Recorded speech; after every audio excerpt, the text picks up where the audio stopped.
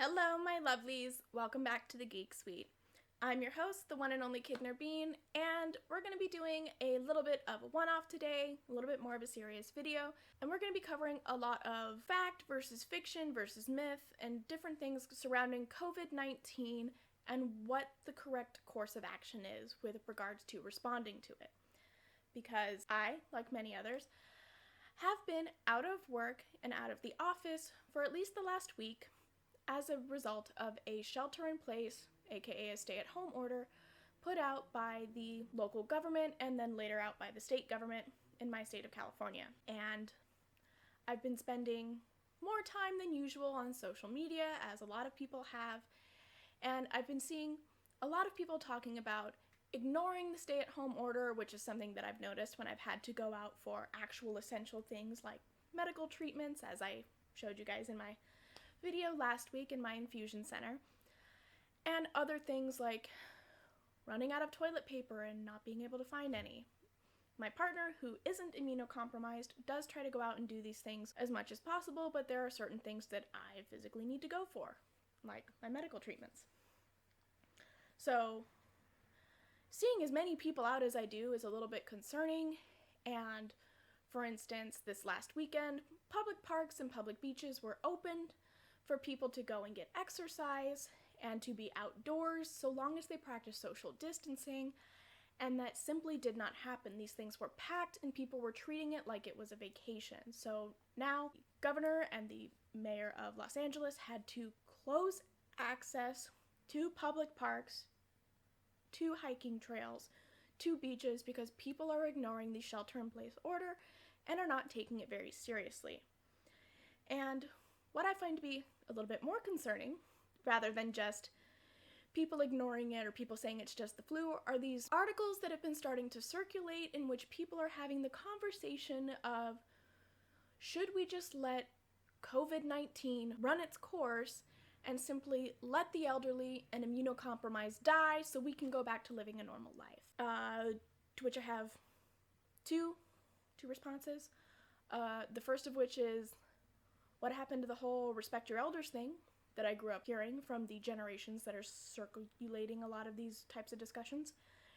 And two, there's a lot of misinformation, not just about the elderly and the immunocompromised, but about COVID-19 and how severe and serious it is, and what our level of concern should be, and whether or not these orders to shelter in place are actually effective, or that they're going to cause long-lasting damage to the United States economy. So, I, being a scientist, because as you may remember, I recently got my master's degree, and while it is not a degree in science in the medical field, I do have extensive experience dealing with the scientific method, research, and finding the truth in articles and in publications and where to go and where to fact check.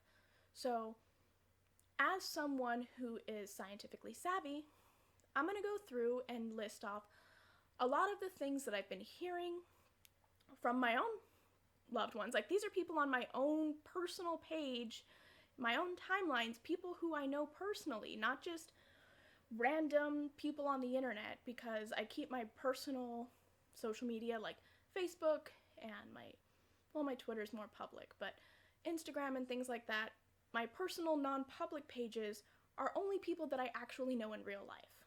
I don't just add people to get numbers. So these are people that I personally know who know I'm immunocompromised and are just like, well, maybe we should just let them all die. Nah, I say let it die. Let it die, let it die, let it shrivel up and come on, who's with me, huh? I mean, I really want to get back to work. I really just want to be able to go to the pub or the bar when I want to, so you're really cramping my style. And to the people who can't handle being at home or being unable to work, welcome to the life of disabled people. But seriously, so let's go through and talk about a lot of the things that are going around in response to hearing all of the news about COVID-19 and figure out what is true, what is selectively true, and what we should accept going forward, because a lot of people are going in either direction on this, on the extremes. Some people are panicking and treating it like the end times, and are just scared to even leave their house, which is not good because living in that state of fear for extended periods of time historically shows that that's sort of the mentality that when it spreads leads to things like rioting and looting and mass mayhem, planet-wide panic. Well, that'd be a bad idea. These are extremely simple creatures, miss. Landing there would create mass mayhem and planet-wide panic. And then there's the other end of the spectrum where people who are scoffing and laughing it off and saying it's just the flu and thinking that we should just, if they die, they die. Or licking doorknobs and toilet seats. Kids, please don't do that. That's just nasty. COVID or no, don't lick stuff. I mean, we already have to put special coatings on all your video games so you don't lick them. Just stop licking stuff that doesn't need to be licked. Okay, sorry, I'm getting sidetracked. Let's move forward. But yeah, one of the most common complaints that you hear from people is that returning to normal life is more important than the lives of the elderly or the disabled. And it turns out that a lot of people who wanted to live in the early 20s are getting their chance. The economy is tanked, the bars are closed, infectious diseases are spreading like mad, and eugenics has made a return with those deadly diseases. But no. The consequences of returning to normal life, quote unquote, are far worse than if we shelter in place. Because when we let these diseases run their course, it's not just the elderly and the immunocompromised. It's all of society who suffers. And looking at this historically, history shows that when diseases like COVID-19, which are flu-like pandemics, ravaged society, they were left off far worse than had they done something equivalent to self-quarantining. And the most documentation we have on this is the last big pandemic that really rocked the world at a level that COVID-19 did was the Spanish flu in the early 20th century. Now, things like H1N1, aka swine flu, or bird flu, or Ebola and Zika all could have been as bad as COVID is right now, and the reasons they weren't is because we learned from things like Spanish flu and took these actions into place and enacted them quickly upon discovery of the disease.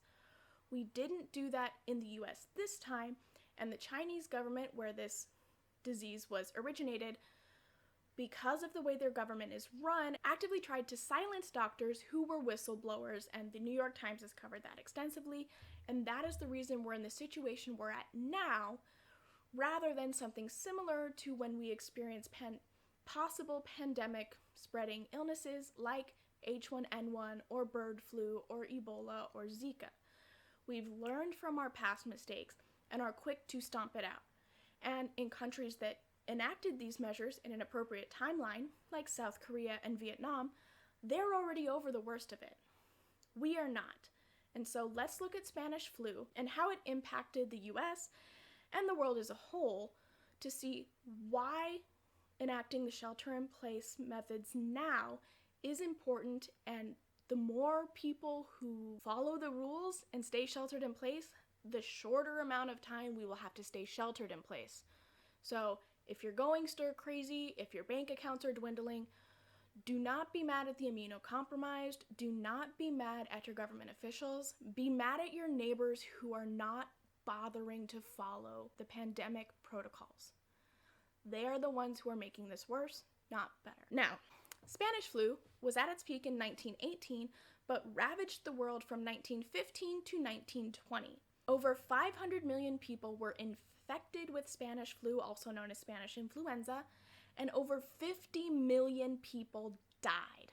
So, without even going into any further detail on that, if we let COVID-19 run its course, those are the kind of numbers that we are possibly looking at, because these are both type A influenza viruses, meaning that they are flu-like viruses that were transmitted from animals to humans and are attacking the respiratory system.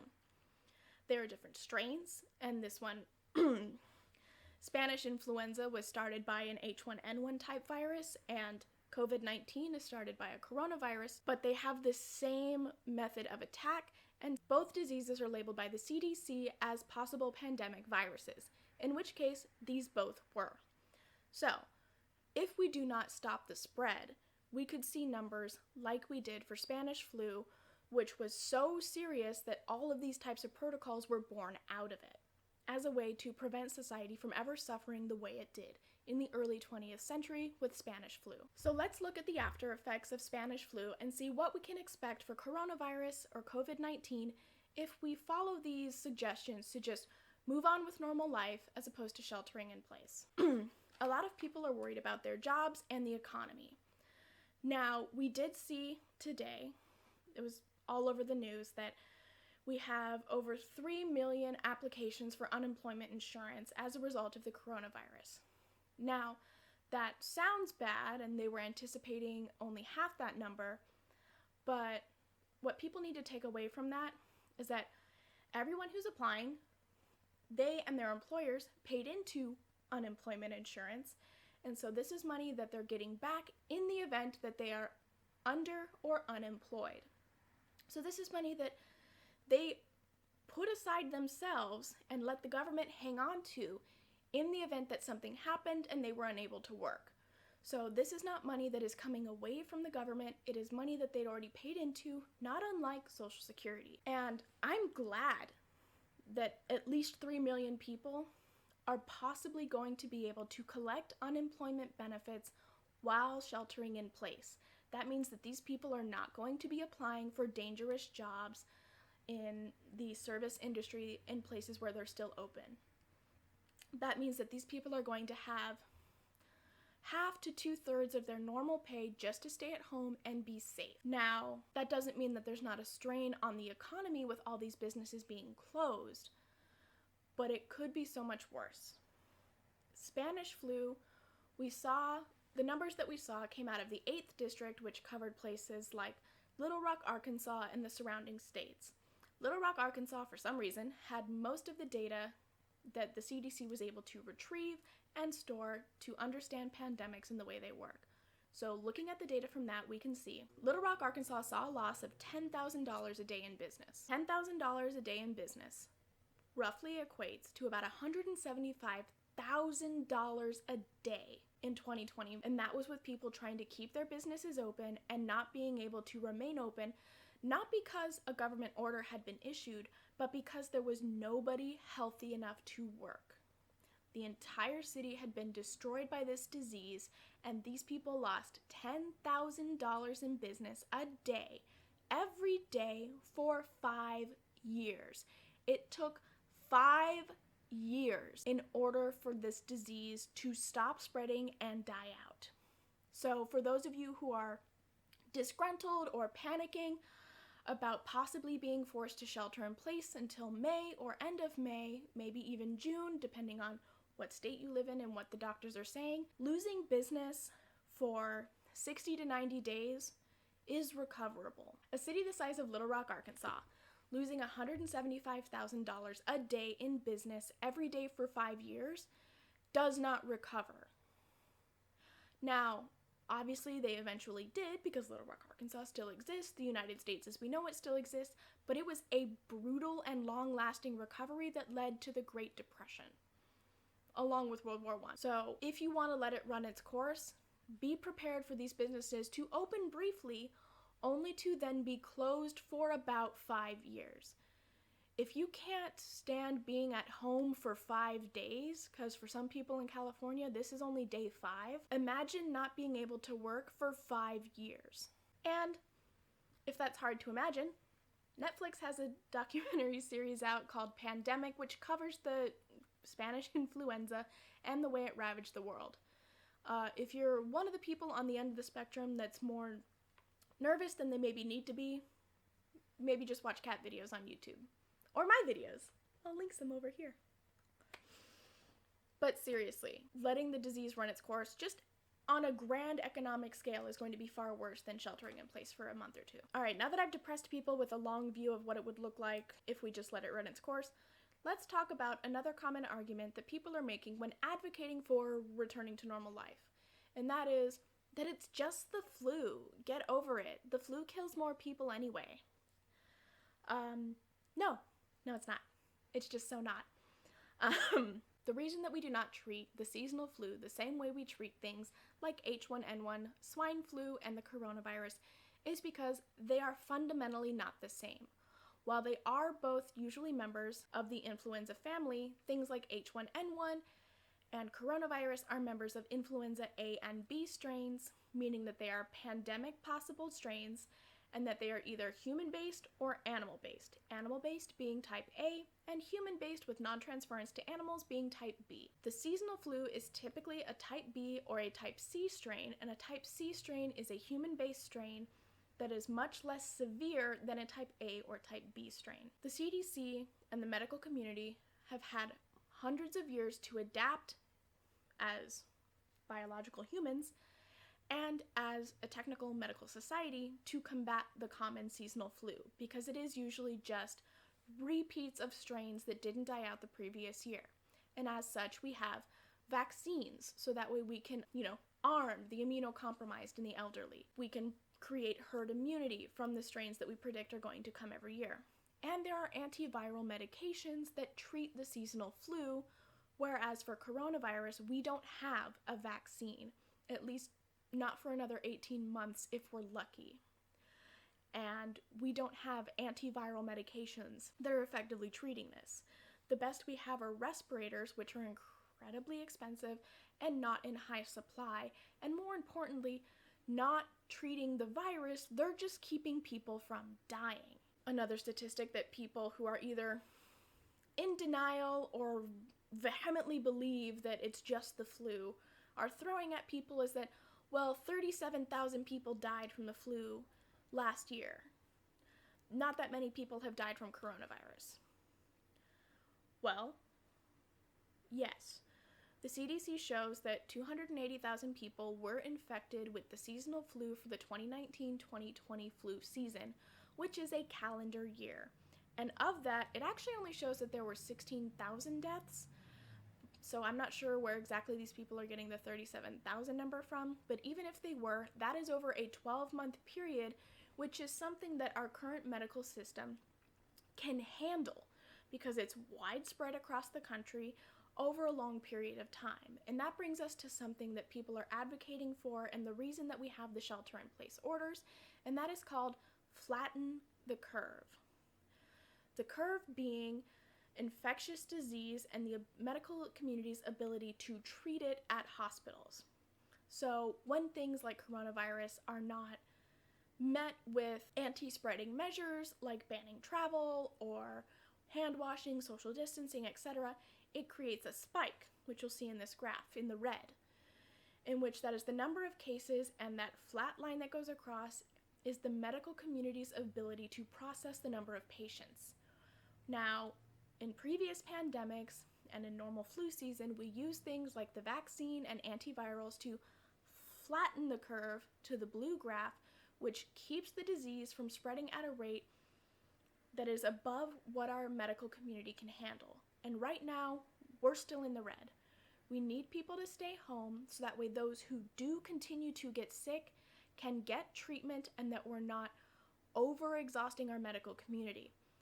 More and more stories are coming out every day where we're seeing medical workers dead in their homes, overworked, and out of supplies. There are people in hospitals in New York and Los Angeles who are using trash bags as PPE, which is personal protective equipment, things like gloves, masks, scrub covers, etc. Things that people are stocking up on at Costco and now can't return, so good luck with that.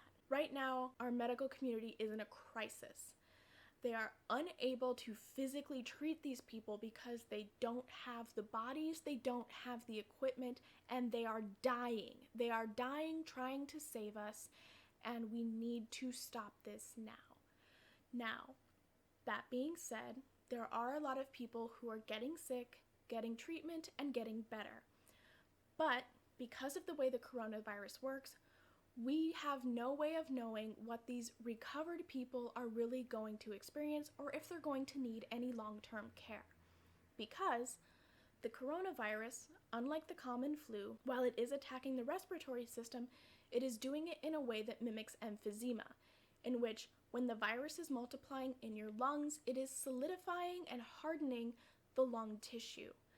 And as Dr. Sanjay Gupta talks about in his COVID-19 podcast and any platform that'll take him at this point, which I'm so happy that there are medical professionals like him trying to give us any information that we can arm ourselves with so that way we can stay safe, stay sane, and stay healthy. So, as he mentions, the coronavirus works by hardening the lung tissue, and the reason that people die is because when the lung tissue is no longer spongy, like it's supposed to be, your lungs can't expand and you cannot breathe, which is why people are on ventilators and breathing machines. Now, people who are recovering, we don't know if there's going to be any long-lasting damage from that lung tissue that is hardened. Like I said, I'm a scientist, but I'm not a medical professional, so this is only an educated guess, but I would not be surprised if the people who survive the coronavirus are at some point going to need long-term respiratory care because of the damage that's done to their lungs while suffering from the coronavirus. So it's not just the flu where you get sick, you get over it, and in some rare cases you do need long-term care because you were either immunocompromised or had some sort of other respiratory failure. So no, it's not just the flu. If it were just the flu, you wouldn't be stuck at home right now. And that brings me to my next point. Yes, the flu, as I mentioned, kills between 16,000 and 37,000 people last year, but with coronavirus, again, and flattening the curve, it's not the number of people that are dying, it's the number and how fast. People are dying and spreading the disease faster than we can work to stop it. And if we don't work to stop it, if we don't flatten the curve, we're going to end up like we did with Spanish flu. We're going to end up with 50 million dead globally and a destroyed economy. People need to take this seriously. Not just because you're putting others at risk, you're putting yourself at risk. Not just physically with the health risk, but financially. You're extending the stay-at-home orders. You're running the risk of total economic collapse by letting this virus spread if everybody decides to take your advice and just ignore the stay-at-home orders. We've seen what happens when people do this, and it is horrible. And that is the only reason that people in our local and state and even federal governments are putting these orders into place. These are not things that are done lightly because they do have immediate consequences, like the stock market tanking, people panicking, industries becoming at risk for failure. But they've had scientists and medical professionals and historical empirical evidence of showing what happens when we don't put these orders in place. Yes, it sucks to stay at home. It sucks not to get a paycheck. It sucks that the market is crashing. It sucks that industries are suffering, but they are suffering now so they don't suffer for 5 years and possibly never come back. FEMA notes that, according to the International Insurance Institute, that after a national disaster, or a natural disaster, man-made or otherwise, about 40% of businesses that are closed as a result of the natural disaster or national disaster do not reopen. So for these businesses that are closed now, there are stop measures in place. Congress is trying to pass bills so that people can pay their bills and go back to work like normal as soon as we get the clear. If we don't, we risk that 40%, and in some places it's as high as 70%, of people just cashing in on their business insurance and closing their businesses for good. So yes, it sucks now. We're in a very serious economic crunch, but it is going to be just a crunch and not a long-standing, disastrous, arduous crawl back to normalcy that we will have, not could, will. Evidence shows that this will happen if we just let the disease run its course. And for any of you who are still thinking about people you're willing to live without in order to get back to your daily routine, please remember that if we let the disease run its course, you don't get to pick who dies. So keep that in mind. COVID-19 doesn't care that it's not fair, that it's someone you like, that it's someone you don't like. It doesn't discriminate. And it will keep spreading if we don't lock it down. And Not that I have to justify my existence as a disabled person, but if I was going to, I would say things like, for people who are willing to go the eugenics route, please be advised that 26% of the population in the United States is classified as having a disability according to the CDC. So, roughly a quarter of your friends are disabled. So, if you're prepared to just randomly delete a quarter of people from your life, go ahead. Make the call. For those who feel that the elderly and the disabled are just drags on society, again, not that I have to justify my existence, but if I were going to, I would say things like the U.S. Bureau of Labor Statistics shows that 19.3% of people who are disabled are actually working. So considering that half of the people who are disabled are 65 or older, that means that of that 26% of the U.S. population, that 19.3% means that roughly half of people who are disabled and of working age are actually working. So we're also, like me, I work, sitting at home worrying about whether or not we're going to get paid. So please be advised that most of these people are in the same boat as you, and on top of that are at a higher risk of dying if they contract the coronavirus. So it's not just you who wants to go back to work, it's everybody. But we want to do it without having to die for it. So, I've said it before, I'll say it again. If you are stir crazy, if you are angry and worried about being broke and just want to get back to normalcy, don't yell at your government officials and don't yell at your elderly and disabled friends. If anything, this would be a time to reach out. And of course, reach out digitally, keep 6 feet away. Because the elderly and the disabled are most often the people who are homebound, who this is basically regular life for them. So, if you're looking for things to do, to keep busy, to keep from going stir crazy, to find a good work from home side hustle, hit up your disabled community, hit up your elderly community, because a lot of people, SSDI and Social Security, are not enough to live on, and you need a low-key side hustle, oftentimes one that doesn't require you to leave the house. So, this is a time in which we need to come together as humanity versus COVID-19, not humanity versus COVID-19. Do not let this disease divide and conquer us. And as my own personal way of allowing people to come together, I will be posting a video of ways that you can find side hustles that are work from home, things to do to keep you busy, things to do to keep you active, things to do to keep you healthy. So when that video becomes available, it will definitely be linked either at the end card, at the end of the video, or in the description section down below. Alrighty, my lovelies. So that's all I've got for now. Be safe, be smart, be healthy. No, it's not the end times, but no, it's not nothing either. So on a scale of 1 to 10, you should probably be at about a 5. Maybe a 6 or 7 if you're immunocompromised on how concerned you should be with coronavirus. You should be concerned enough to heed these warnings and follow these protective measures, not so concerned that it leaves you incapable of leaving the house at all, or getting out of bed at all. These are difficult times, but so long as people act like normal human beings and not panic, we will get through this, and we will get through this with as little change to your normal routine as possible. Alrighty, my lovelies. Thank you so much. If you have any comments, definitely leave them in the comment section down below.